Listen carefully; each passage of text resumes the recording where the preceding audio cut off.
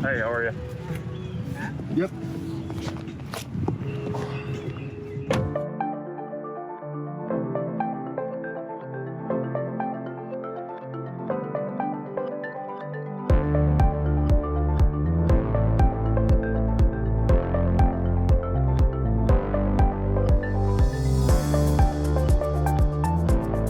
Back to the lodge, deciding I just hadn't had enough, and I was ready for day 3. I bought into the 130 limit for the 600 max that begins the game. Obviously, it's a match the stack, so it tends to get deeper, but I was there pretty early for pretty much a new table. I was also in for 60 in tip chips, but I don't worry too much about that. This first interesting hand, we play with 550 in the stack, and we're currently 6-handed. There's a hijack limp, the cutoff makes it 30, and I'm in the small blind with ace-3 of diamonds, and I bump it up to $120. Cutoff calls. He's a competent reg who I happen to know from an Austin Poker chat group, which for some reason I'm in. The flop comes king, king, 7 with 1 diamond, and this is going to be a pretty easy c-bet. We also connect with this board much more often and much more strongly than he does, so it's time for a down bet, $60. He makes the call, the turn bricks, and I decide to bet $120 here. I might not even have to go this big with how much money is behind. Setting up a river overbet might be kind of cool here, but I go for the 120 and he folds. Next hand, 750 in the stack, and there's a straddle for $6 once again. 3 limps, and I complete in the big blind with 10-9 offsuit. I don't necessarily think this is the best hand in the world to do this, but if the player on your left is not going to ISO out of the straddle that much, it's probably fine.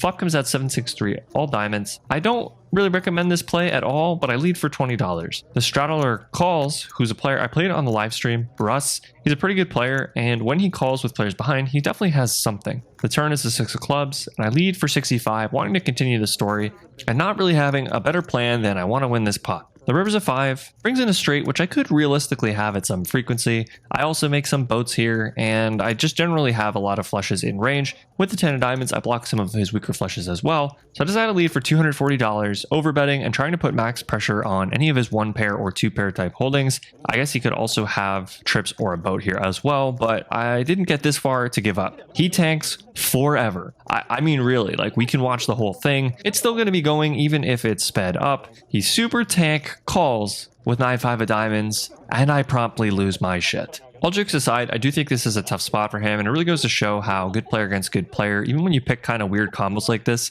blocking the really kind of good hands is important. He had a flush in this instance, but it was one of the weaker ones, and he wasn't super happy.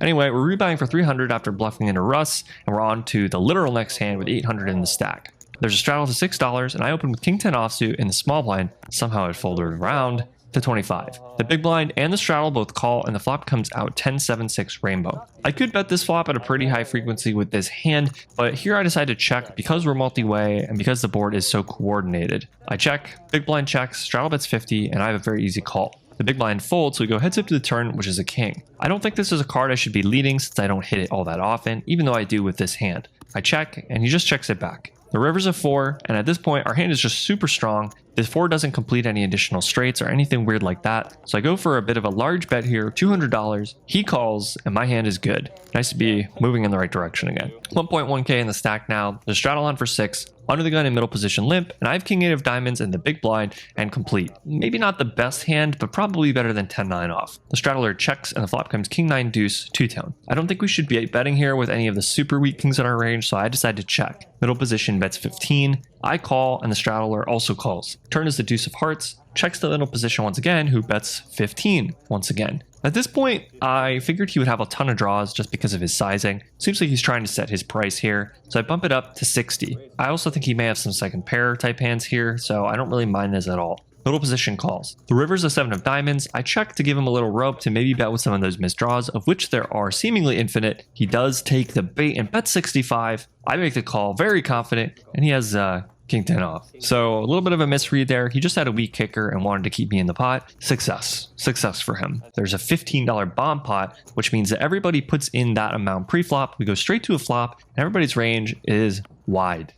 I have queen deuce of diamonds in the cutoff, and the flop is ace queen deuce. And by the way, this is a double board bomb pot, so there's also a board of king king queen 2-tone. Middle position leads for $20. Hijack calls. I also call, and the button calls as well. I think you could make a case for raising here just because we have one board in pretty good shape, but I think with 2 flush draws out there and any king never folding, it's probably fine to just call multi-way. Turns are the 10 of spades and 4 of hearts. Not the cards we really wanted to see on the top board. Really tends to counterfeit us here. King Jack is definitely in range. Flush draws are in range. Middle position bet 65. Hijack folds, and at this point I think we have a pretty close spot. I actually don't think this is a slam dunk call, but in game I did decide to, and the button makes it 175. This is one of the problems with this hand. We're just not really ever sure that the button isn't going to do something like this. Middle position calls, and when he calls, I especially don't think we have to do anything more in this hand. I put in an easy fold, and it ends up getting bet and folded on the river, so we don't really get to see the run out, unfortunately. $700 in the stack now. We're playing another $15 double board bomb pot with 7 players. I am in the cutoff, and I have Jack 8 offsuit on boards that run out 8-5-3 two-tone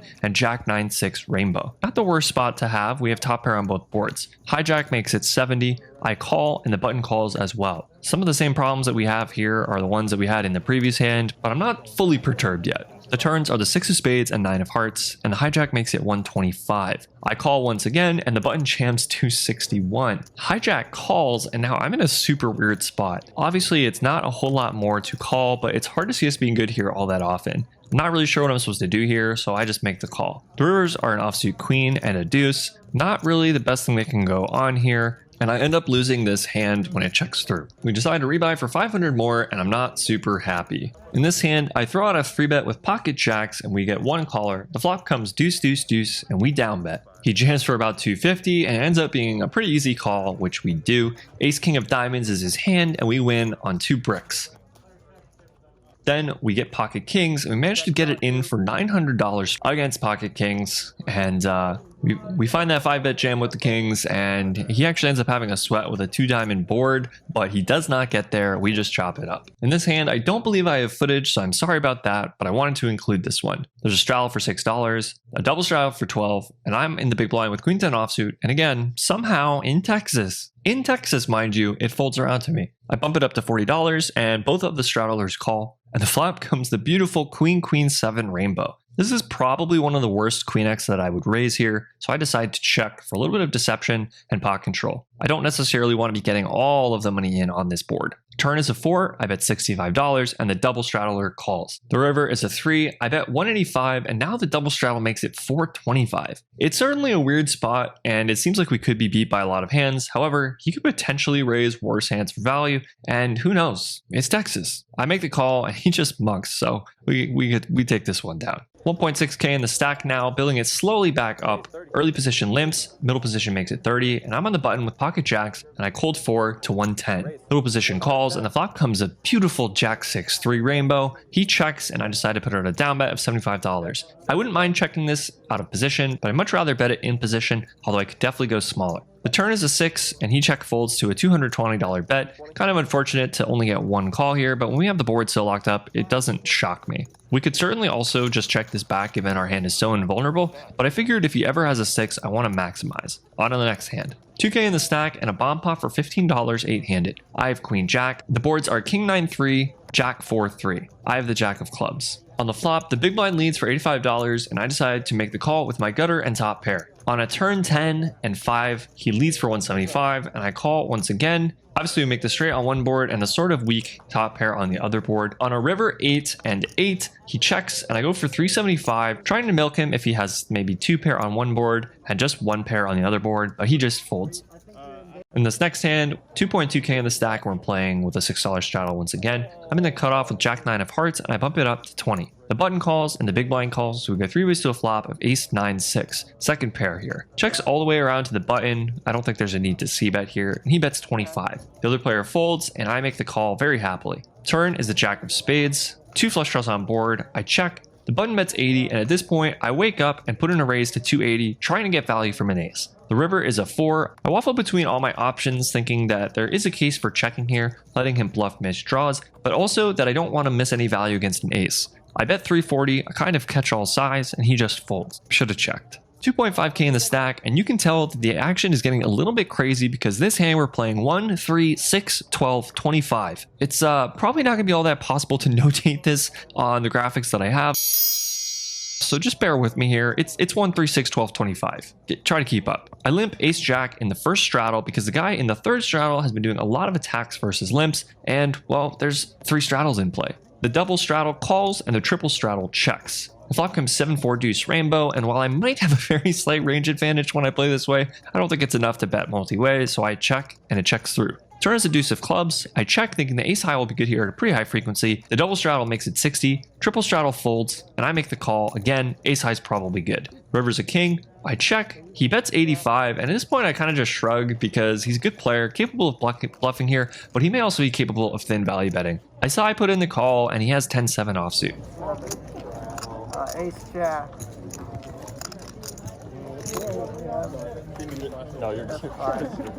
You seem like such a mean-spirited person. I thought it was highly personal. I must have won a couple small pots back because we have 2.5k in the stack here and another $15 bomb pot with 8 players. The flops come out 6-5 deuce and queen jack 4 checks to me on the cutoff with ace 6 and I make it $75. Probably not mandatory with top pair on the first board given that it won't always remain top pair on the turn. In fact, it usually won't. However, we do have the best kicker, so I don't really mind this. The button and early position players both call and the turns are the 9 of diamonds and the 3 of diamonds. Checks through. On rivers, deuce of hearts and ace of diamonds, it just checks through again and we get to win. Credit to Killapage for that one. Here we get 2.6k in the stack. Once again, playing with the triple straddle on 1, 3, 6, 12, 25. And I'm in the small blind with 10-9 of clubs and bump it up to 110. The triple straddle makes it 225 with 800 behind or so, which is super awkward because he just ultimately makes it a min raise, but there's not so much money behind. However, with the price I'm getting and the dead money in the middle, I don't think we have much of a choice here. Flop comes 9-8-6 with 1 club. I check. He c-bets 350, which by the way is probably not a good line with many hands in his range. I sort of crush this board with the action given. I decide that I need to push my equity here. If I'm ever ahead, I really want to put him to the test to make him fold his equity now. If I'm behind, I still have a ton of equity. I jam and he snap calls. This is really not what you want to see when you're all in this spot. You'd much rather see a super tank and then maybe call, but really a snap fold or a tank fold are vastly preferred. On a turn 4 of clubs, giving me some equity, and a river 5 of hearts. You win, I'm sure. I have a 9. I just tell him, hey, you must win. He doesn't show. I say, hey, I have a 9, and he doesn't show. So I show, and he mucks. Yeah, a little confusing. Granted, he only had 800 going to the flop, so when he makes it 350, he's got about 450 behind. I kind of understand he might feel like he has to call with ace king, but it's just a little bit of a weird hand. Cut me some slack here. 3.3k in the stack now. I'm playing 1, 3, 6, 12. Just 2 straddles in play now, guys. Don't worry, just 2 straddles. Small blind makes it 40. I call in the big blind with pocket 9s, and we go heads up to queen 7-7, and he checks. I think we could make a case for betting here just to clean up our equity, but we're not getting called by too many hands that we beat, I don't think. There are some pocket pairs, but here I decide to check it back. The turn's the 4 of clubs. He leads for 50, and I decide to make the call. The river is a beautiful 9, and he checks. At this point, I think that we can go for an overbet because he's not really going to expect us to play a queen that way. We shouldn't have too many 7s in range, especially checking the flop. And ultimately, I think we can get a lot of value from something like a queen that just doesn't believe. However, I think I go a little bit too big here, perhaps a consistent theme throughout the day. I make it 350. He folds, saying I was too greedy, and I'd have to agree with him. Just one more reminder here, guys, that I will be hosting a live poker meetup game. Can you believe it? At the Sahara Poker Room in Las Vegas, Nevada, September 28th at 6 p.m. I hope to see tons of you there. I know it's just a few days before the series starts, so it might be kind of awkward if you are coming in anyway. But if you want to come, hang out, play some cards, it should be a blast. Blinds will be 2-3 no limit and a ridiculous buy-in range of $200 to $1,000. All straddles are live, button straddles are dead. Let's play poker. 3.6k in the stack now, playing with 2 straddles once again at 1, 3, 6, 12. The cutoff makes it 35, and I'm in the button with ace 7 of diamonds, and I raise it to 115. The big blind cold calls, and we go heads up to a flop of ace jack 6. Big blind leads for 150, and I'm not really loving life here, but I'm definitely not folding yet with top pair and a backdoor flush draw. Turn is the jack of diamonds, bringing that backdoor flush draw, and he checks. Given that we technically pick up equity against hands we're behind, we could consider betting here, but I think it's better to just check behind, under rep our hand, and if a diamond ever comes off, it's really disguised. I check behind. The river is ace of spades. Can't really complain about this card. He checks, and I decide to bet once again, 450. I think once again, I made it way too big. He has way too weak of a range as played, and I'm not really targeting anything with this size. Maybe on the other hand, it would be a cool thing to do with a bluff, but with this hand, not so much. He folds. 3.8k in the stack, and we're playing 1, 3, 10, 20, 40, a little bit of a bigger triple straddle pot than before. Queen 10 of diamonds in the cutoff, and I make it 125. The button calls, and small blind's all in for basically 125. Big blind calls, triple straddle calls. The flop comes 9, 8 deuce two-tone. Big blind has the first action and jams for 200 even. I'm basically 1.8k effective with the button, and it's a pretty awkward spot because this pot is super bloated. If I call, he's getting an insanely good price behind, so I just jam. He hems and haws and shows an 8 and folds. I'm somehow up against the black pocket 10s in the big blind, and the small blind has jack 7 of clubs. Wow, we have a lot of equity here. Holy cow. The turn is the jack of hearts, the river's an 8, and the button exclaims that he would have had a boat with jack 8. I scoop one of the most fun pots I've played in Texas. 4.4k in the stack now. Somehow we're playing a hand with no straddle, the blinds are just 1-3, and naturally this is a hand where I get pocket queens in early position. I bumped it up to 20 though since the action's been great. There's 3 calls as expected, and the cutoff makes it $140. He has like 1.7k, so I'm pretty torn between all my options here. Well, not folding, I'm obviously not doing that, but I think 4-betting has merit, but it's pretty awkward given that we're basically 600 blinds effective to start this hand. I decided to just call, and there are 2 calls from early position and the low jack. The flop comes jack 7-7, checks to the low jack, who now leads for $200 with 650 behind. The hijack calls, and I'm not in the best spot ever. Pocket jacks are probably in both players' ranges, 7x could be in either player's range, and I'm not really loving life here given that overpairs also are out there. However, I decided to make the call given that jack x could potentially lead this way. The turn is a 4 of diamonds, adding a second flush draw, but it shouldn't be one that's all that relevant. The low jack jams 650, and the hijack very quickly calls. I assume at this point that I pretty much have to be crushed by a 7 sometime or kings plus here. Given that the hijack calls so quickly, he's often going to have an overpair. He definitely never has ace king, probably not even ace king of clubs, but even if he does, that's only one combination. The other player could have a hand like ace jack or a 7, and so I'm just not really loving life here. I make a fold, which I think is one of the better folds I've made in my poker career, but as I do, the low jack triumphantly shows ace jack of spades, and the river bricks out. It's good. I feel really stupid now. I can't believe I folded a hand in Texas, and it would have won a ridiculously big pot. But, you know, live and don't learn, I guess. 4.7k in the stack now, $15 bomb pot, 8-handed. The flops come out 9-8 deuce and king 10-8. It checks to me, and I've got ace 8 of spades and bet $75 on the button. The big blind, who's a sort of a spot in the game, makes it $342 all in. Middle position calls, and given that we have a flush draw and a pair on one board and a pair on the other board, I don't think we can fold just yet. It's pretty awkward though. I make the call. Turns are the 4 of clubs and 10 of spades. Really wish they'd been in the opposite order. It checks around. Rivers, ace of hearts, and 7 of diamonds, so I make 2 pair on one board, a very weak pair on the other board, and middle position bets $300. I snap call. He's got king 5 of spades, and we split the side pot. Would have been nice if we made a spade on the top board and 2 pair on the bottom board, but hey, at least we didn't lose the whole pot. Big blind has pocket queens, and I still split the main with middle position. Probably messed this up by not putting any aggression in on the side, but I don't really think it's all that bad. 5.4k in the stack now. Yes, you heard that right at 1-3. Open ace 9 of diamonds and the hijack to 20, and the cutoff bumps it up to just 50. The button cold calls, the small blind cold calls. I don't really know what I'm doing here, but I call. The flop comes 9-6 deuce with 2 clubs. The cutoff bets 75 only, and the button jams 450. I'm not really sure what I'm doing here, but I make the call. Cutoff folds, and the button has pocket 6s. I actually turned an ace here, but the river bricks out. It just really goes to show you how these cold calls and 3-bet pots in Texas can get really nuts because the stacks are just so deep. Nobody really feels like they can fold a pocket pair. Oh well, back down quite a bit. After this point, I lost many a small pot from basically never hitting a flop, raising a bunch of super straddled pots, and taking down half of a bomb pot once where, well, the action now escapes me. Sitting on 3k after that, I then proceed to run up a bunch of small pots once again, winning a lot with c-bets and just ultimately playing ridiculous Texas poker. So we're sitting on 5k once again, and by the way, it's getting pretty late in the night. It's kind of hard for me to take notes. At some point, we're going to lose footage here. Fair warning. In this pot, we've now changed the game to actually being 5-5, but it's really usually going to be 5-5, 10, 20, sometimes with a 40, sometimes with an 80, sometimes with a 100 or 200.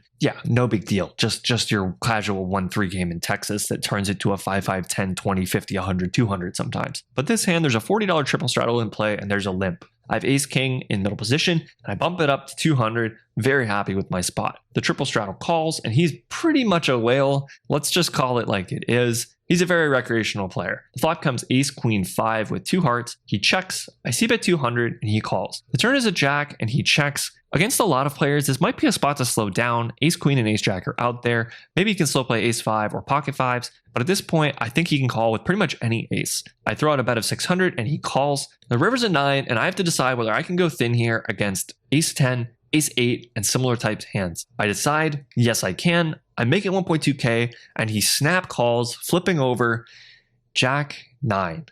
He did have a flush draw on the flop, and that's really how he got there, but it's pretty frustrating to lose this hand this way. He didn't play it bad, actually, by any stretch. You just don't expect to lose this pot exactly this way. Now, granted, I could have certainly checked back the river, but with my exact holding, I don't think I have to. Now, after this point, I have no footage because it was just way too distracting trying to take notes on the hands, trying to get footage with the hands, and trying to not lose my stack. Hopefully that's not foreshadowing. Okay, 3k in the stack in this hand, playing 5, 5, 10, 20, which means, by the way, even though we have a pretty deep stack, we're only playing 150 bigs effective. Kind of smaller if you consider the other blinds. There's a limp. Middle position active player makes it 100. There's one call in the straddle, and I have ace king once again in the double straddle, and I make it 500. Middle position calls. The flop comes queen 5-3, and I c-bet 300. He makes it 1050. I just don't get the sense that he really has it here. I jam for 2.5k, and he folds. Wow. Nice to get a ridiculous one like that through. 3.5k in the stack now, 5, 5, 10, 20. I open middle position with ace queen of hearts to 75. The cutoff jams 515 and folds around to me, and he's just been playing absolutely nuts. A couple of PLO players had joined the mix here, and they just were having fun splashing around. Obviously, he loved to see it, and I snap because he's basically nuts. The board runs out 10-7-3 with 1 heart, 4 of hearts, 8 offsuit. He's got pocket 5s because, of course, he does. 2.5k in the stack now, 5, 5, 10, 20 once again, and I open the button with ace 8 offsuit to 75. The big blind and the straddle both call. The straddle has been pretty crazy VPipping quite a bit, but he's somewhat competent post as far as I can tell at least. The flop comes ace jack 3 two-tone, and I see bet 125. The big blind calls, and the straddler now makes it 575. At this point, given he's sort of capable, I was trying to convince myself that he could have a lot of bluffs here. There are flush draws, but I think multi-way he's going to be much more weighted to value, and I certainly have better hands to call with than this. I did call in game, but I should probably just be mucking it, and part of the problem is that I know additional action is coming in on the turn. Turn is a king of hearts, and of course, he rips it. At this point, it's really hard to put him on a lot of hands that would do this with air, but he has some king x of spades, queen x of spades, and 10x of spades that now have a gutter too, and at this point, I do think he plays them the same way, but part of the problem is just that we often lose to value, and when he doesn't have value, he's got a ton of equity. I call off because at this point, I'm kind of mentally pot stuck, but again, I should just be folding here probably and cutting my losses. The river's a 10, so now I basically lose to everything, and he shows the super obvious, super predictable. You can pause and type down below what you think he has for the algorithm. What hand does he have here?